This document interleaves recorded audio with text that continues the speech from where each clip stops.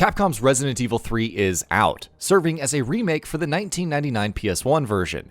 It's a good game overall, but if you were a fan of the classic or expecting something as good as last year's Resident Evil 2 remake, then there's a lot that might annoy you.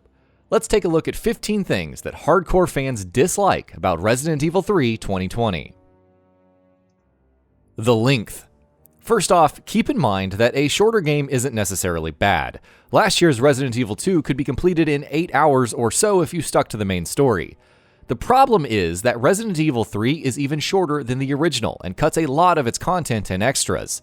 Resident Evil 2's remake cut quite a bit as well, but it had additional game modes, and the overall execution felt a lot better than Resident Evil 3's remake. Also, though it's reportedly 6 or so hours long, we've seen many players manage to finish it in about 4 to 5 hours. Raccoon City. Remember that segment of Raccoon City from the demo that was pretty fun, fairly gorgeous, and made you wonder what else lay ahead in the remake? Turns out that was the Raccoon City part, well, most of it anyway.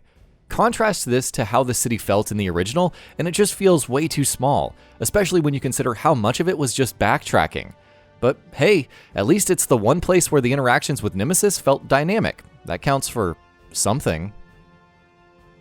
Reused assets from Resident Evil 2 2019. But don't worry, because the sewers and lab from Resident Evil 2 Remake are here, and they're not really all that different, save for some new enemies. You could be forgiven for thinking these are essentially reused assets, because they are essentially reused assets. Granted, encountering the revamped Hunter Gamma in the sewers is pretty cool, but we would have preferred having the original's more unique locations being brought over instead of this. No live selection. One of the more interesting features from the original game was live selection, which challenged the player to make certain choices in different situations. Would you shine the light on Nemesis in the clock tower, or remove the cord to electrocute it? Such choices are missing in the remake. It's a shame because it could easily have been used to have alternate routes, different consequences, etc. to encourage replay value and some variation, even if the changes weren't massive like the original's live selection choices. No clock tower. Perhaps most disheartening among all of the content cut is that the clock tower is gone. This is a shame because the level was a harrowing experience in the original, with giant creepy spiders all over the place. It had several interesting puzzles and encounters with the Nemesis, including a boss fight with its second form, along with some neat lore. That's all gone in the remake, and the clock tower serves as nothing more than background scenery for a battle with Nemesis. No giant spiders. On that note, would it have been so difficult to bring over the giant spiders? You do come across the Draindemos, which are essentially fleas that have been infected with the T-virus and turned into disgusting creatures. And sure, the entire section in the power plant is entertaining in its own right, but we miss the spiders. No Raccoon Park. Back to cut content. There's no Raccoon Park. No plaza with Hunter Betas roaming about. No Hunter Gamma that jumps out of the water when initially entering. None of that. It's all gone, removing one of the more unique locations that also had important areas like the cemetery. Speaking of which, no cemetery. While zombies literally rising from the graves may seem cliche, Resident Evil 3 had a nice spin on this, since the undead were previously T-virus victims that had fallen into comas. This led to them being thought dead and subsequently buried, only to re-emerge here.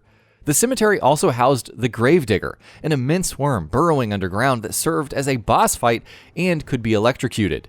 It's all gone in the remake though, because reasons. Severe lack of puzzles. Another thing that stood out while playing the remake is just how few puzzles there are. There are just a handful throughout the entire experience, and most are very forgettable. Compare this to last year's Resident Evil 2 remake, which is laden with puzzles throughout. You can make the argument that this is a more action-driven experience, but when the original PS1 version has more puzzles than its remake, while still being fairly action-packed, there is a problem. Nemesis is underutilized. Nemesis is the ultimate badass. He's nigh unkillable, can leap and land in front of Jill at incredible speeds, infect zombies and turn them into a tentacle-headed undead, wields a giant flamethrower, hangs from walls to set up ambushes, and the list just keeps going. And yet he's fairly underutilized. Most of his dynamic appearances are in the opening hour or so, after which you barely run into him. Compared to the original, he feels less like a threat despite being so much more capable. Nemesis sections are mostly scripted. Make no mistake, the boss fights with Nemesis are pretty good, whether it's trying not to get cooked alive by his flamethrower, battling his four-legged beast-like second form, or the final encounter. But this is on top of many other scripted sections that are just average, if not downright contrived, like avoiding the rockets that Nemesis fires at you by running down some alleys while he conveniently waits to line up shots. We probably wouldn't be so hard on these if his dynamic appearances weren't so heavily cut back. No Barry ending. Multiple endings are also gone from the remake, and that includes one that sees Barry Burton from Resident Evil 1 appear to help Jill and Carlos. It's one thing to remove the live selection choices and only have one ending, so why not have the ending that's the most feel-good, considering how much Barry helped Jill in the first game and how iconic he is for the franchise in general? It's odd that this ending is just completely omitted. No ink ribbons at higher difficulties. Unlike the original, there are no ink ribbons in the remake's higher difficulty options, which is odd considering that they've always been a staple of the series. What's even stranger is that even Resident Evil 2 Remake had them on hardcore difficulty. From a gameplay standpoint, this is frustrating for those who want a challenge.